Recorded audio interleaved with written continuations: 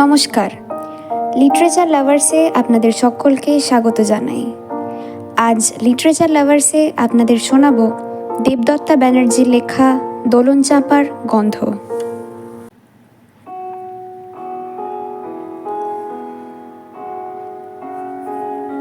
আচ্ছা দিদুন, তোমাদের যুগে প্রেম ভালোবাসা ছিল না? এই তোমায় দেখে কেউ চিঠি ফিটি দেয়নি? লুকিয়ে ডেটিং করনি কখনো? আমার প্রশ্নে আমার ৭০-এর গার্লফ্রেন্ডের গালে টোল পড়ে, ফর্সা গালে গোলাপি আভা। দিদুন বলে, ১৫ বছরেই বিয়ে হয়ে গিয়েছিল রে, প্রেম আর হলো কোথায়? ১৫? ইউ মিন বাল্যবিবাহ? দাদানের জেল হয়নি? আমি হাসতে থাকি। তখন তো তাই হতো, ১২ থেকেই বিয়ে শুরু হয়ে যেত যে, ১৫ তো অনেক বয়স। তাহলে দাদানি তোমার জীবনে প্রথম প্রেম বলো? তার সাথে আর প্রেম হলো কোথায়? সারা জীবন আমার উপর ছড়িয়ে ঘুরিয়ে গেল লোকটা। রাশভারী প্রফেসর মানুষ। দিদুনের গলায় কপট আক্ষেপ। অথচ আমি জানতাম দাদান আর দিদুন পারফেক্ট কাপল।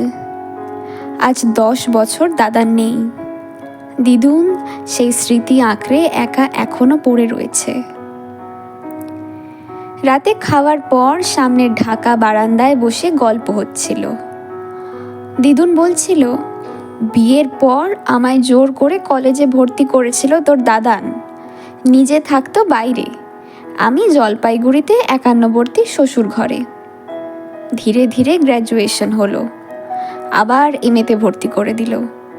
সেসব পার চুকিয়ে ওর কাছে আসতে পেরেছিলাম। বাহ, বেশ তো, আমি হেসে উঠি।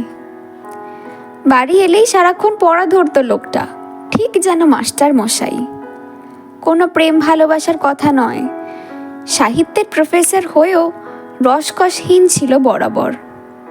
কি বলছো? দাদু তোমায় ভালোবাসতো না? আমি আবার অবাক। স্ত্রী হিসেবে কর্তব্য করত, ভালোবাসতো, কিন্তু প্রেম ছিল না।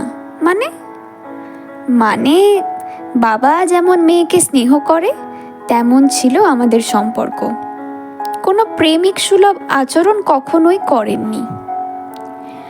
দিদুনের গলায় একটা আক্ষেপের সুর। আমি গিয়ে জড়িয়ে ধরলাম। তার মানে আমি তোমার একমাত্র প্রেমিক দোলন চাঁপা দেবী, দ্য ওয়ান অ্যান্ড অনলি? আমার মাথায় চাঁটি মেরে উঠে গেল দিদুন। এই বয়সেও যথেষ্ট শক্ত শরীর। বলল, বিয়ের আগে প্রেম হয়নি বলেছি, কিন্তু পরে কখনো হয়নি তা তো বলিনি সোনা। দিদুনের চোখে কৌতুকের হাসি। মানে ইউ মিন ঘরে বাইরে কেস, গৃহদাহ? উফ, ফাটাফাটি, তুমি তো কাঁপিয়ে দিলে ডার্লিং। পরকীয়া? আমি বিস্ময়ে খাবি খাচ্ছি। চোখ বড় বড় করে দিদুন বলল, পরকীয়া আর প্রেম কি এক? তুই না আধুনিক? অবশ্য তোদের কাছে প্রেমের মানে অন্য। সম্পর্ককে বিছানায় টেনে নিয়ে যাওয়াই কি প্রেম? আমাদের কাছে প্রেম ছিল একটা পবিত্র সম্পর্ক। আমি হাঁ হয়ে তাকিয়ে আছি। চেনা দিদুনকেও অচেনা লাগছে হঠাৎ। এসব কথা সাহিত্যের পাতায় থাকে জানি। ভাই বোনেদের মধ্যে আমি দিদুনের সবচেয়ে কাছের। মা আর এক ভাই এক বোন। মামা বহরিনে থাকে, আমার মা দিল্লিতে। দিদুনের দেখাশোনা আমরাই করে এসেছি বরাবর। আমি চাকরি করি আইটিতে, কলকাতায়। দিদুনের কাছেই থাকি এখন। থাকতে না পেরে বললাম, তাহলে পেশ কিয়া যাক এক अनोखी প্রেম কাহানি, আপকে জওয়ানি। দিদুনের পায়ের কাছে কার্পেটে বসলাম গুছিয়ে। বাইরে কুয়াশা, পলিউশন এবং কুয়াশা মিলে মিশে এক আধা অন্ধকার মায়াবী পরিবেশ। দিদুন একটু চুপ করে থাকলো, বোধহয় নিজেকে গুছিয়ে নিচ্ছে। আমাদের পাড়াতেই কয়েকটা বাড়ির পরেই থাকতো বিতান, কলেজের ভালো স্টুডেন্ট। আমার থেকে এক ক্লাস উপরে পড়তো। সম্পর্কে দেওর হলেও বন্ধুর মতোই মিশত। ও ছিল আমার ছায়া সঙ্গীর মতো। শীতের দুপুরে বনকুল আর কদবেল মাখা, আমের সময় কাঁচা আম মাখা সবেতেই ছিল বিতান। কলেজ কেটে সিনেমা নাটক দেখা অথবা বিকেলে কখনো তিস্তার পাড়ে বা বাবুঘাটে আড্ডা একমাত্র সঙ্গী বিতান। আমাকে বাড়ি থেকে টেনে বার করতো। প্রথম প্রথম লজ্জায় কুঁকড়ে থাকতাম, কিন্তু আমার শ্বশুরবাড়ি ছিল উদার ও আধুনিক। বিতান ছিল বাড়ির ছেলের মতোই। ওর সাথে সব জায়গায় যাওয়ার ছাড় ছিল। খুব ভালো গান গাইতো বিতান, আমিও গাইতাম ওর সাথে। এভাবেই দিনগুলো কাটছিল ভালোই। এরপর ও চলে গেল কলকাতায় পড়তে। এই প্রথম আমি অনুভব করেছিলাম বিরহ যন্ত্রণা। এটা ছিল দুতরফেই, কিন্তু কেউ কাউকে বুঝতে দিতে চাইতাম না। বিতান প্রতি মাসেই বাড়ি চলে আসতো। আমাদের বাড়ি আসতো সময় অসময়ে, সবটাই বুঝতাম, কিন্তু কিছুই করার ছিল না। ভয় পেতাম সবাই কি ভাববে ভেবে। একদিন বাড়ির সবাই গেছে এক বিয়ে বাড়িতে, আমার পরীক্ষা বলে যায়নি। সন্ধে বিতান এলো। এক পশলা বৃষ্টির পর ছেঁড়া ছেঁড়া মেঘের ফাঁকে আধফালি চাঁদ উঁকি দিচ্ছিল সেদিন। দুজনেই চুপ করে বারান্দায় বসেছিলাম। নিস্তব্ধতাও যে কত না বলা কথা বলে দেয় সেদিন বুঝেছিলাম। একদিকে যে মানুষটা আমার স্বামী হয়েও আমায় এত স্বাধীনতা দিয়েছিল তার প্রতি বিশ্বস্ততা, শ্বশুরবাড়ির সম্মান, অন্যদিকে হৃদয়ের টান। কতক্ষণ বসেছিলাম জানি না, হঠাৎ দেখলাম ও উঠে গেল। আটকাইনি আমি। সেদিন অনেক রাতে তোর দাদা এল। পরীক্ষা শেষ হতেই আমায় নিয়ে চলে গেল নিজের কাছে। নতুন জীবন শুরু করলাম আমাদের। না, আর দেখা হয়নি বিতানের সাথে। শ্বশুরবাড়ি গেলেও কাউকে নিজে থেকে কখনো ওর কথা জিজ্ঞেস করিনি। শুনেছিলাম ও বাইরে চাকরি করছে। কয়েক বছর পর শুনলাম বিদেশ গেছে। ততদিনে আমি নিজের সংসারে ব্যস্ত।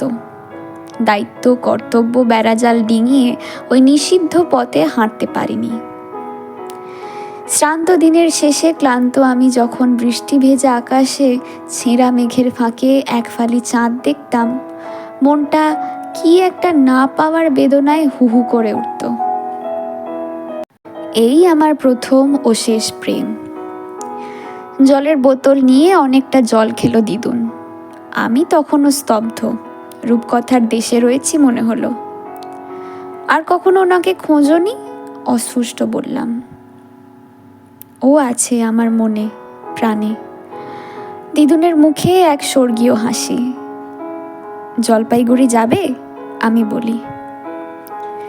70-এর চোখে কিশোরীর লজ্জা রাঙা গাল। কত বছর যায়নি, প্রায় 25 বছর। ওই বাড়ি তো বিক্রি হয়ে গেছে, আর কেউ নেই ওখানে। আমি নিয়ে যাব, চলো। কেমন একটা আগ্রহ জন্মেছিল শেষটা জানার। 3 দিন ধরে সোশ্যাল সাইটে বিতান ব্যানার্জিকে খুঁজে চলেছি, কিন্তু ওই বয়সী জলপাইগুড়ির কাউকেই পাইনি। আজ বাগডোগরায় নামার পর থেকেই দিদুন খুব চুপচাপ। একটা চাপা উত্তেজনা চোখ মুখ ফুটে উঠেছে। প্রায় 1.5 ঘন্টা পর গাড়ি যখন জলপাইগুড়ি শহরে ঢুকেছে, দিদুনের মধ্যে ফিরে এলো সেই কিশোরীর উচ্ছলতা। এত বছরেও যে বহু বদল হয়েছে শহরে, তবুও দুটো চোখ খুঁজে চলেছে সেই চেনা ছবি। পুরনো বাড়ি আর রাস্তাঘাট দেখে উচ্ছ্বাস ধরে রাখতে পারছে না দিদুন। কদমতলার কাছে একটা হোটেলে উঠেছিলাম আমরা, যদিও পুরনো আত্মীয়দের অনেকেই এখনো রয়েছেন ওখানে। তবু কাউকে ব্যস্ত করব না বলেই এই সিদ্ধান্ত। বাবুপাড়ায় দিদুনের শ্বশুর বাড়ি দেখতে গিয়েছিলাম বিকেল 4টে। তবে পুরো বাড়ি ভেঙে নতুন বাড়ি উঠেছে, চারপাশটা নাকি বদলে গেছে। দিদুনের চোখে ফুটে উঠেছিল এক অব্যক্ত যন্ত্রণা। পায়ে পায়ে এই গলি সেই গলি ঘুরতে ঘুরতে এসে দাঁড়িয়েছিল এক পুরনো দোতলা বাড়ির সামনে। চারপাশে নতুন নতুন বাড়ির মধ্যে সেই বাড়িটি বড্ড বেমানান, গায়ের রং চটে গেছে। শ্বেত পাথরের ফলকে ব্যানার্জি ভবন লেখাটা ঝাপসা হয়ে এসেছে। সামনের বাগানে দু একটা ফুলের গাছ, একটা দোলন চাঁপা গাছ এই জঙ্গলের মাঝে ফুলে ফেঁপে নিজেকে সাজিয়ে রেখেছে। দেখে অবাক হলাম। দিদুন গেটে হাত রাখতেই ভেতর থেকে এক বৃদ্ধ বেরিয়ে এলো। পরনে সাদা ফতুয়া পায়জামা, চোখে মোটা কাঁচের চশমা। দিদুন অবাক হয়ে দেখছে, দুজনেই চুপচাপ। নিস্তব্ধ সাক্ষী রেখে দীর্ঘ কয়েক যুগের না বলা কথা ফুটে উঠেছে দুজনের চোখে। ভেতর থেকে একটি মেয়ে বেরিয়ে এসেছে এতক্ষণে। সদ্য যুবতী মেয়েটির চোখে কৌতূহল। কে এসেছে দাদু? আমার সাথে চোখাচোখি হতেই হালকা হাসলো মেয়েটি। ছাদে দাঁড়িয়েছিলাম রূপসার সাথে। আজ এই বাড়ি বিক্রি হয়ে গেল। রূপসারা ফিরে যাবে ব্যাঙ্গালোর। ওর দাদু চলে যাচ্ছেন আশ্রমে। ফুলবাড়ির কাছে দাদু একটা আশ্রম কিনেছেন অনাথ ও দুস্থদের জন্য। বিয়ে করেননি। রূপসা ওনার দাদার নাতনি। নিচের ঘরে দিদুন আর দাদুর গলা ভেসে আসছে মাঝে মাঝে। আজ 3 দিন ধরে দিদুনকে দেখছি আর ভাবছি এই অচেনা মেয়েটা এতদিন কোথায় যেন লুকিয়েছিল। রূপসার মুখেই বাকিটা শুনেছি। বিতান দাদু সারা জীবন বিদেশে কাটিয়েছে। 10 বছর আগে দেশে ফিরেছিলেন। ফুলবাড়ির কাছে জমি কিনে ওই আশ্রমটা গড়ে তুলেছিলেন নিজেই। সেবাই ওনার জীবনের মূল মন্ত্র। এই পৈতৃক বাড়িতে মাঝে মাঝে এসে থাকতেন। একমাত্র রূপসার সাথেই সাক্ষাৎ গড়ে উঠেছিল। ব্যাঙ্গালোর থেকে ও যোগাযোগ রাখত বরাবর। ছুটিতে এসে থাকতো দাদুর কাছে। বাকি শরিকরা এদিক ওদিক ছিটকে গেলেও এই দাদুর জন্যই বাড়ি বিক্রিটা আটকে ছিল এতদিন। দিদুনের গল্পটা একমাত্র রূপসাই জানত। এভাবে একজনের স্মৃতিতে জীবন উৎসর্গ করে দেওয়া আজকাল কেউই ভাবতে পারবে না। এই 2 দিনের মেয়েটা আমার ভালো বন্ধু হয়ে গিয়েছিল। ফেরার পথে আমরাও গিয়েছিলাম ফুলবাড়ির আশ্রমে। চারিদিকে ফল ফুলের গাছের মাঝে দোলন চাঁপার ঝাড়। দিদুন খুব তাড়াতাড়ি কয়েকটা কাজ মিটিয়ে ফিরে আসবে বলেছিল। দাদু ফুলগুলোর দিকে তাকিয়ে বলেছিলেন, তুমি তো এখানেই রয়েছো সর্বদা আমার সাথে। আমিও টের পাচ্ছিলাম দুটো কাজল কালো চোখ আগ্রহ ভরে চেয়ে রয়েছে আমার দিকে। কয়েকদিনেই মেয়েটা মনের মাঝে জায়গা করে নিয়েছিল। কেমন একটা চিনচিনে অনুভূতি। আমার চোখে হয়তো কোনো আশ্বাস খুঁজে পেয়েছিল। মুখে না বললেও দোলন চাঁপার গন্ধ মেখে আমার হৃদয়ে হয়তো ওকে কিছু বার্তা দিয়েছিল।